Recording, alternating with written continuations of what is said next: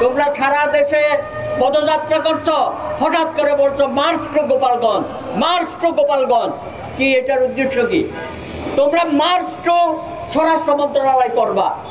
এখন আরো উত্তেজক বক্তব্য দিচ্ছে বাংলাদেশে একটা অনাকাঙ্ক্ষিত সিচুয়েশন তৈরি করার জন্য। এনসিপির সাথে আরো কয়েকটি দল বলছে বাংলাদেশে কোনো পরিবেশ নাই নির্বাচন করার। কিসের আলামত? দয়া করে এগুলো বন্ধ রাখেন।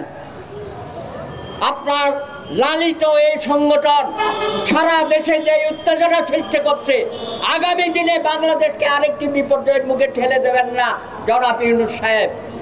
আপনি নোবেল পেয়েছেন, নোবেলের মতো কাজ করেন, কিন্তু যেই ধরনের ঘটনাবলী আপনি এখানে সৃষ্টি করছেন, মুভ জাস্টিসের নামে মানুষের ন্যায্য বিচার অধিকার পাওয়ার থেকে বঞ্চিত করছেন, এটা বাংলাদেশে চলতে দেওয়া যাবে না।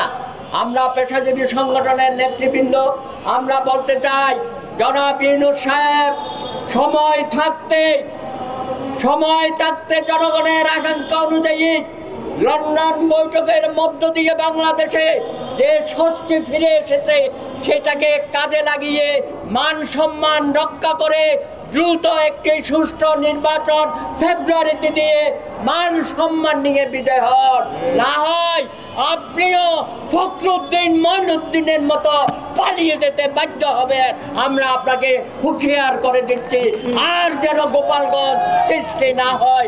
আমরা আর গোপালগঞ্জ বাংলাদেশে করতে দেব না।